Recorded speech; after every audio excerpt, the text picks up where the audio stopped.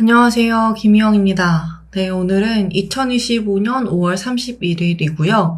오늘 저희 북 리뷰, 제가 읽은 책에 대해서 좀 이야기를 나누는 시간을 가져보려고 해요. 오늘 제가 가지고 온 책은 바로 크리스타 토마슨의 악마와 함께 춤을 이라는 책을 가지고 왔습니다. 뭔가 제목부터가 악마와 함께 춤을? 이라고 하니까 되게 소설 같기도 하고 좀 제목이 좀 재밌게 생겼잖아요. 뭔가 좀 사탄에 관련된 그런 책 내용일 것만 같고. 그래서 사실은 저도 이 책 제목이 되게 재밌어 보여서 제목 때문에 확 끌려가지고 이 책을 그냥 아무 생각 없이 툭 하고 골랐고요. 그래서 뭔가 좀 특별한 이유가 있게 이 책을 선택했던 건 아니었어요. 근데 이제 이 책을 읽다 보니까 생각보다 막상 읽으니까 책이 굉장히 철학적이고 부정적인 감정에 대해서 좀 생각을 많이 하게 하는 그런 책이더라고요. 이 책은 우리가 부정적으로 느끼는 여러 가지 감정들이 있잖아요. 뭐 분노도 있고 뭐 타인과의 비교도 있고 뭐 여러 가지 좀 부정적인 감정들이 있는데 이런 감정들을 철학자들과 함께 부정적인 감정들에 대해서 이야기를 나누는데요. 우리는 이제 생활하다 보면 그런 부정적인 감정이 들 때마다 이 감정을 없애려고 노력을 하잖아요. 그런데 이 책에서는 좀 그 부정적인 감정에 대한 관점을 다르게 보고 이게 왜 우리한테 생겼을까? 이게 우리 삶에 어떤 의미가 있을까? 그럼 이거를 우리가 어떻게 생각을 하고 이 감정들을 마주해야 될까에 대한 생각들을 나누고 좀 탐구하는 그런 책이었어요. 그럼 이제 이 구절을 같이 읽어볼 텐데 이 책을 읽어야 되겠다라고 했던 그 글이 있어요. 근데 그게 책의 소갯말이었었거든요. 제가 한번 읽어보겠습니다. 초대장. 당신과 내가 지닌 악의 정원. 당신에게 정원이 있다고 상상해보라. 그곳은 푸르르며 아름다운 꽃으로 무성하다. 하지만 늘 관리를 해줘야 한다. 당신은 매일 정원으로 향하며 성실하게 할 일을 한다. 그럼에도 그곳에는 날마다 녀석이 있다. 바로 잡초 말이다. 가끔은 이 녀석들을 뽑아내는데 성공할 때도 있지만 그 자리엔 항상 새로운 잡초가 나타난다. 녀석들을 영원히 사라지지 않을 것이다. 덥고 끈적끈적한 여름철에는 며칠 관리에 소홀해진다. 그러다 다시 정원으로 나가보면 잡초는 더 무성해져 있다. 잡초가 하는 일이 바로 그것이다. 녀석들은 정원을 점령하고 망친다. 이 정원이 당신의 삶이며 분노와 시기, 앙심, 경멸과 같은 나쁜 감정이 잡초다. 우리는 잡초가 다른 식물에 해를 가하기 전에 뽑아내야 한다. 설사 완전히 제거할 수는 없더라도 최선을 다해 녀석에 맞서 싸워야 한다. 잡초의 개체수를 적당히 줄이는 식으로 관리를 하거나 시중에서 살 수 있는 가장 강력한 제초제를 뿌릴 수도 있다. 그것이 어떤 전략이든 당신과 잡초의 관계는 항상 똑같다. 잡초는 제거하거나 통제해야 할 대상이다. 최고의 정원은 잡초가 없는 정원이고 최고의 삶은 나쁜 감정이 없는 삶이다. 이것이 바로 나쁜 감정에 대한 우리의 사고방식이다. 하지만 우리는 이런 사고방식을 바꿔야 한다. 나쁜 감정은 잡초가 아니라 지렁이다. 이 녀석은 지면 바로 아래 살아서 땅을 조금만 파보면 끈적거리고 징그러운 모습으로 흙 속을 휘젓고 다닌다. 그래서인지 사람들은 지렁이를 역겨워한다. 우리는 꽃만 감상하고 정원에 지렁이가 산다는 사실은 잊고 싶어 한다.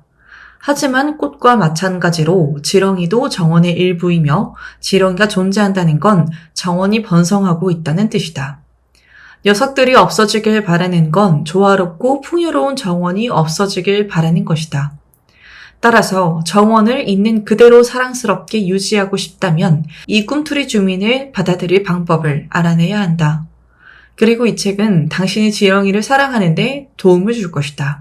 네, 이렇게 제가 처음에 책을 시작했을 때 첫 장에 나오는 초대장 부분을 읽어봤는데요. 제가 이 부분을 읽고 내가 이 책을 읽으면 되게 재밌겠다라고 생각이 들었던 그 구절이 바로 정원을 묘사한 장면이었는데요. 그러니까 저희가 꽃밭을 이렇게 가꾼다고 하면 지렁이나 이런 그 땅 밑에 사는 좀 지저분한 것들을 치운다고 생각을 못 하잖아요. 그러니까 그게 어떻게 보면 자연의 일부 같이 그 꽃밭을 잘 가꾸고 풍성하게 하기 위해서는 지렁이 같은 역할을 하는 것도 분명히 필요한데 우리는 그 감정을 이 어떻게 보면 지렁이로 묘사된 뭔가 불안하거나 좀 그런 부정적인 감정들을 너무 통제하려고 하지 않았나? 라는 그런 생각이 들어서 그래서 왠지 이 책을 읽으면 진짜 제가 부정적인 감정을 잘 다룰 수 있을 것 같이 느껴져서 이 책을 읽게 된 계기? 정말 확실한 계기? 제목으로 빠져들었지만 결국 이 구절을 보고 책을 읽게 된 계기가 됐어요. 그래서 이제는 제가 어떤 구절들이 가장 인상이 깊었는지 그 인상 깊었던 구절들을 같이 읽어보고 좀 공감을 하는 그런 영상을 남기려고 하는데요. 제가 많은 구절들에 그 형광펜을 칠해놨더라고요. 그래서 어떤 걸 말씀을 드려야 될지 이렇게 영상으로 남겨야 될지 좀 고민이 되긴 했는데 좀 몇 개 추려봐서 다 읽을 순 없으니까 몇 개 한번 추려서 읽어보겠습니다. 제가 첫 번째로 말씀드릴 구절은 지금 제가 전자책을 보고 있거든요. 이 책의 17쪽에 있었던 내용입니다. 사람들은 흔히 자기 이해를 자기 개발로 착각한다. 자기개발 업계는 일반적으로 쉬운 해답, 즉 마치 지혜처럼 들리는 걸 잘 포장된 만병통치약 세트를 제공하려고 한다. 하지만 몽테뉴는 그런 걸 팔지 않는다. 사람은 공식에 들어맞지 않는다.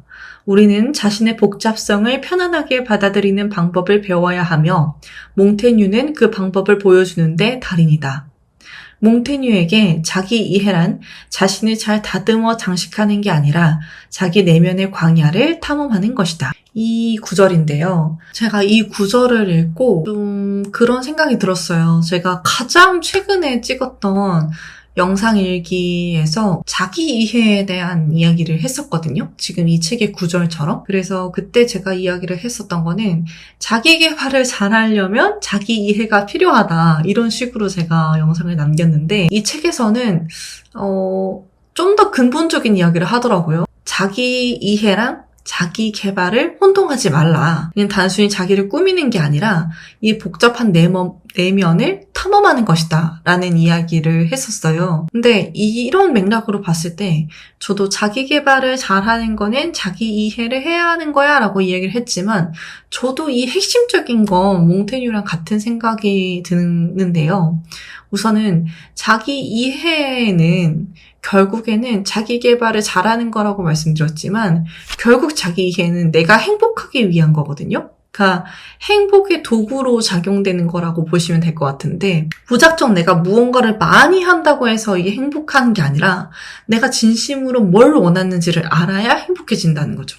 그러니까 내가 뭘 원하는지 내가 정말 좋아하는 게 뭔지를 정확히 알고 자기 개발을 하면 조금 더 자기 개발을 잘할 수 있게 된다라고 하는 게 결국에는 내가 좋아하는 일을 하기 때문에 내가 그 일을 하면서 행복감을 느끼기 때문에 자기 이해가 중요한 거고 자기 이해를 하게 되면 결국에는 결과적으로는 자기 개발을 잘하게 된다라는 이야기였지 자기 이해는 결국 자기 개발이라는 얘기는 아니었거든요. 결국 자기 이해는 내가 내 삶을 좀 더 풍성하고 재밌게 즐기기 위해서 자기 이해가 필요한 거다라는 이야기를 좀 하고 싶었어요. 그래서 이 책에서도 그런 얘기를 하잖아요. 자기 이해는 결국에는 내 내면을 탐구하는 일이다. 라고 이야기를 하는 것처럼 요즘은 정말 다 바쁘잖아요. 모든 사람들이. 내가 할 일도 정말 많고 뭔가 내가 성과 중심으로 해야 또 내가 또 평가되는 그런 시대이기 때문에 일이 너무 많이 치여서 살다 보면 내가 정말 진심으로 내가 이걸 원하고 있는지 내가 지금 이게 행복한 건지 내가 정말 원하는 일인지 이런 걸 좀 놓치게 되는 경우들이 있잖아요. 그래서 자기 이해라는 거는 이런 뭔가 혼란스럽고 복잡한 상황에서 나를 붙잡아주는 기준이 될 수 있다는 생각이 들었어요. 그래서 내가 정말 어떤 상황에서 이 마음이 힘들어졌는지, 그리고 내가 어떤 환경에서 기쁨을 느꼈고, 또 어떤 환경에서 분노를 느꼈는지, 이런 걸 좀 돌아보는 연습을 하게 되면 내가 정말 어떤 삶을 살고 싶은지를 명확하게 이해하게 되고 또 그런 환경을 만들어주게 되는 것 같아요. 그래서 단순히 철학적인 문장이 아니라 삶을 다시 점검하게 해주는, 그러니까 자기 이해가 중요한 이유에 대해서 좀 돌아볼 수 있었던 그런 구절이라는 생각이 들어서 한번 이렇게 기록으로 남겨봤습니다. 제가 다음으로 두 번째로 느꼈던 구절을 한번 말씀드릴 건데요. 책의 32쪽에 있었던 내용입니다. 그렇다면 감정을 어떻게 단련해야 할까? 감정 수양형 성인은 우리를 무너뜨리는 비이성적인 힘이라는 사고를 거부한다. 그들은 적절히 개입하면 감정을 개선할 수 있다고 본다.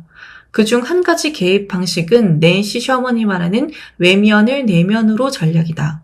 성공을 위한 옷차림이라는 말은 들어봤을 것이다. 이것이 바로 외면을 내면으로 전략인데 일반인도 그 분야의 전문가처럼 느낀다는 것이다. 긍정 심리학을 통해 널리 알려진 감사 연습도 외면을 내면으로 전략이다. 감사하다고 느끼는 모든 일의 목록을 작성하거나 매일 몇 분씩 시간을 내서 감사한 일을 세워보라. 긍정 심리학 연구에 따르면 이런 습관은 감사하는 마음가짐을 기르는 데 도움이 되며 이를 통해 더 행복하고 건강해질 수 있다. 제가 이 부분을 가지고 온 이유는 이 책은 책의 앞부분에 있었던 내용이에요. 32쪽에 있었던 내용이니까. 그러니까 이렇게 감정을 컨트롤할 수 있다라고 말하는 책이 아니에요. 그냥 앞부분에 이런 사례도 있지만 나는 감정을 컨트롤하지 않을 거야 라고 이제 이야기를 나가는 책인 것 같은데 제가 이 앞부분을 읽으면서 떠오르는 그 기억이 있어가지고 한번 체크를 해봤는데 제가 예전에 지역의 한 동네 서점에서 치유하는 글쓰기라는 프로그램을 한 적이 있었어요. 참여자와 제가 1대1로 만나서 이 참여자가 살면서 힘들었던 부분들 있잖아요. 뭐 슬픔이라든지 분노라든지 이런 안 좋고 부정적인 감정들을 계속 안고 생활할 수 없으니까 저에게 속상했던 부분들을 다 털어놓고 그걸 글 속으로 이렇게 손글씨로 적은 다음에 그걸 이제 접어두고 감정으로 울고 정말 다 감정적인 것들을 글 속에다가 풀어내서 이제 내 마음을 치유하는 그런 글쓰기 프로그램을 한 적이 있었거든요. 근데 그때 그 프로그램을 했을 때 프로그램에 참여하셨던 분들이 좀 스트레스도 많이 풀려 하시고 좀 위로를 많이 받아 하셔서 긍정적인 프로그램이었던 게 생각이 나서 이 부분을 읽다 보니까 감정 수양형 성인? 저도 어째 보면 그렇게 치유하는 글쓰기를 하면서 저도 제가 가지고 있던 스트레스를 많이 글로써 풀었었거든요. 그래서 나도 약간 감정을 컨트롤하려고 하는 그런 성향이 있었던 사람이었나? 이 구절을 읽는데 제가 스트레스를 풀었던 방식이 떠올라서 한번 이야기하고 싶었어요. 제가 조금 더 다음 구절을 한번 읽어보겠습니다. 46쪽에 있었던 내용이에요. 나쁜 감정은 자기애의 표현이며 그건 우리가 자신의 삶과 자신을 위해 시간과 노력을 들이기 때문에 나타난다. 이웃의 아름다운 집을 부러워하는 건 나도 그런 집을 갖고 싶기 때문이며 그것은 성공을 정의하는 한 방법이다. 제일 싫어하는 동료의 비아냥에 화를 내는 건 내가 그런 취급을 받을 이유가 없다고 생각하기 때문이다. 즉, 사람들이 나를 함부로 대하면 안 된다고 생각하기 때문이다. 누군가를 경멸한다면 그건 내가 그 사람보다 낫다고 생각하거나 그 사람에게는 시간이나 관심을 쏟을 가치가 없다고 생각하기 때문이다. 나는 내 능력을 의심하거나 나를 쥐고 흔들려는 사람에게 앙심을 품는다. 다시 말해 부러움, 분노, 양심 또는 경멸이라는 감정을 쉽게 느끼는 이유가 뭘까? 답은 바로 내가 나를 아끼기 때문이다. 밀턴은 이 점을 정확히 파악했다. 사탄이 부정적인 감정으로 가득 차 있는 건 그가 순수하게 자신을 사랑하기 때문이다. 이 부분은 제가 좀 재밌어서 이렇게 생각할 수도 있구나. 부정적인 감정이 그냥 단순히 나쁘다라고 정의를 내리는 게 아니라 이 모든 감정들이 이 부러움과 비교와 이런 좀 부정적인 감정들이 결국에는 나를 사랑하기 때문에 이런 감정이 느껴진 것이다 라고 이야기를 하는 부분이 우리가 평소에 화가 날 때는 그렇게 생각을 안 하잖아요. 근데 생각해보면 누군가 나를 화나게 만들었어. 근데 이 화나게 만든 감정이 저 사람이 나를 우습게 보기 때문에 라고 생각을 해서 나는 그렇게 저 사람한테 우습게 보일 사람이 아닌데 라는 생각이 들기 때문에 화가 나는 거잖아요. 그래서 되게 이 부분이 재밌다? 이렇게 생각할 수도 있구나 라는 생각이 들어서 좀 이렇게 남겨보고 싶었고, 이 지금 제가 읽어드리는 구절에 그 다음 구절에는 사탄이 천국에서 쫓겨난 이유에 대해서 이야기를 하는데요. 결국에는 사탄이 자기 자신을 너무 사랑하기 때문에 쫓겨났다고 이야기를 하거든요. 왜냐면 이제 천사와 악마가 있다면 이 사탄은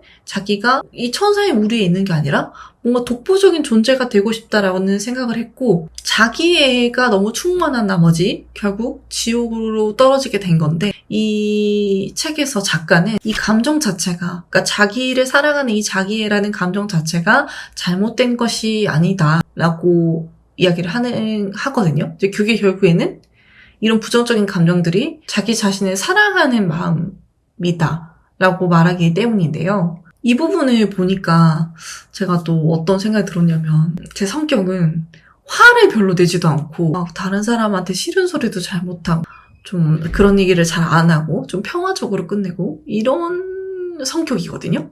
그래서 뭔가 제 자신한테 타인과 비교하려는 생각이 든다든지, 아니면 좀 다른 사람을 부러워한다라든지, 아니면 어떤 사람에게 화가 난다라든지, 뭔가 이런 제 안에 부정적인 감정이 들려고 할 때마다 사실 저는 좀 부끄러운 생각이 들었어요. 그냥 그런 감정을 느낀다라는 것 자체가 너무 제 자신이 유치하게 보이는 거예요. 그러니까 어린 아이들이 할 법한 생각을 내가 왜 이렇게 생각하지? 난 되게 성인 같지 못하다 라는 생각을 조금 했었는데, 근데 지금 이 구절을 읽고 한번 생각을 해보니까 이게 부끄러운 감정이라고 느낀다라기보다는 자기애라는 것은 곧 자존감이잖아요. 자존감이라는 것은 자신감의 씨앗이 될 수도 있는 거거든요. 근데 제가 그전에도 계속 예전에 한참 공부했었을 때 저를 떠올려 보면 자존감이 왜 낮았을까를 생각해 보면 제가 제 자신을 사랑하는 마음이 없었기 때문이었던 것 같아요. 내가 내 감정이 솔직하고 날 좀 더 소중하게 여길 때, 그때 비로소 다른 사람의 시선과 말에 흔들리지 않고 내가 원하는 삶을 살 수 있게 되겠구나 라는 생각이 들어서, 그래서 제 주변에도 좀 자존감이 낮은 분들을 종종 보거든요. 그런 분들을 보면 그런 부정적인 감정들을 회피할 것이 아니라 뭔가 흘려보내더라도 나를 사랑하는 감정이라고 생각을 하면 그냥 난 너무 부끄러워, 내가 왜 이런 생각을 하지? 라고 생각하지 않아도 좀 다른 방식으로 또 나를 사랑할 수 있는 에너지로 쓸 수 있겠다 라는 생각이 들어서 이 구절이 좀 신선하고 좀 마음에 들었던 구절이었던 것 같아요. 그럼 이제 제가 이 책의 마지막 구절을 이야기를 하고 오늘 이 북리뷰를 마치려고 하는데요. 마지막 구절을 제가 한번 읽어보겠습니다. 책의 114쪽에 있었던 내용이에요. 감정의 독립성을 인정하면 내가 누군지와 내게 중요한 것이 무엇인지를 결정하는 핵심 요소가 전적으로 자신에게 달린 건 아니라는 사실을 받아들여야 한다. 하지만 그건 너무 불안정해 보일 것이다. 감정은 덧없고 변덕스럽기 때문이다. 하루아침에 철학에 대한 내 사랑이 사라지는 건 아닐까? 무서운 답은 물론 그럴 수도 있다는 것이다. 이 구절이었는데요. 여기에서 머릿속에 탁 꽂혔던 말은 하루아침에 철학에 대한 내 사랑이 사라지는 건 아닐까? 무서운 답은 물론 그럴 수도 있다는 것이다. 라는 건, 제가 뭔가를 사랑하고 좋아하는 마음이 생긴다라는 거는 이런 감정은 어쨌든 변덕스럽기 때문에 얼마든지 다시 변할 수 있다라는 말이잖아요. 결국에는 감정이 변덕스럽다라는 건데, 거기에서 제가 약간 한번 생각해 보게 된 것 같아요. 내가 지금 이렇게 책 만드는 거 좋아하고 영상 만드는 거 좋아하고 이렇지만 이런 게 나중에는 막 질려서 하기 싫을 순간이 올 수도 있다는 거잖아요. 그럴 때는 내가 어떻게 해야 될까? 그런 생각을 잠깐 해보게 되는 구절이었고, 근데 결국에는 이 책에서 말하고 싶었던 거는 그런 거였던 것 같아요. 감정을 내가 억지로 컨트롤할 수 있다고 컨트롤할 수 있는 부분이 아니다. 예를 들면 우리가 어떤 사람과 연애를 하고 사랑을 하는데 갑자기 어느 날 이 사람이 뭔가 어떤 태도나 성격 이런 것 때문에 아니면 나의 뭔가 이 사람에 대한 권태로움 때문에 갑자기 이 사람에 대한 사랑이 뚝 떨어지거나 식을 수 있잖아요. 그런 것 또한 감정의 변덕스러운 것이잖아요. 근데 그거를 생각해보면 그 감정을 컨트롤한다고 해서 되는 게 아니잖아요. 이 사람을 이제 사랑하지 않는데 계속 이 사람을 사랑하려고 노력한다고 해서 그게 좀 마음처럼 잘 되지 않잖아요. 마찬가지로 사랑이라는 감정뿐만이 아니라 저희가 뭐 분노나 이런 좀 부정적인 감정들도 결국에는 우리가 컨트롤할 수 없는 영역이다라는 이야기를 하고 싶었던 것 같아요. 이 구절에서. 네, 이렇게 해서 저의 악마와 함께 춤을이라는 책 리뷰를 해봤는데요. 뭔가 하고 싶은 이야기도 많고 기록하고 싶은 것들도 많아서 되게 많은 이야기들을 한 것 같아요. 이게 막상 책을 다 읽었을 때는 그래서 무슨 얘기를 하고 싶다라는 거지? 라는 생각이 들었지만 책을 덮고 가만히 한번 생각을 해보니 감정을 없애라 라는 말이 아니라 이런 감정을 느껴도 된다 라고 말을 해주고 싶었던 것 같더라고요. 감정에는 이제 앞서 초대장에서 이야기를 한 것처럼 그냥 아름답고 생글거리는 예쁜 꽃만 있는 것이 아니라 잡초도 있고 이제 지렁이도 있고 그런 것처럼 그냥 우리가 받아들이는 것이 진정한 자기 이해고 진짜 감정과 함께 이 악마와 함께 춤을 추면서 함께 나아갈 수 있는 그런 책이지 않았나라는 생각이 들었습니다. 혹시 여러분들의 감정에도 좀 이런 일렁이는 감정들이 있으신가요? 그렇다면 오늘부터는 그 감정들을 일부러 막 배척하고 쫓아내려고 하지 말고 잠깐만 가만히 한번 들여다봐주세요. 어떻게 보면 그 감정이 나를 사랑하는 감정일 수도 있고 그 감정이 말하는 메시지가 있을 것 같거든요. 결국 세상에 완벽한 인간은 없고 우리 모두 불완전한 존재들이기 때문에 이 감정들을 통해서 나를 조금 더 이해하고 나를 조금 더 이해하다 보면 조금 더 나만의 삶을 살아갈 수 있는 그런 또 새로운 길과 방식이 열릴 것 같다는 생각이 들어요. 네, 이렇게 해서 저의 북 리뷰는 여기서 한번 마쳐보도록 하겠습니다. 그러면 다음 북 리뷰 영상에서 만나요, 여러분. 안녕!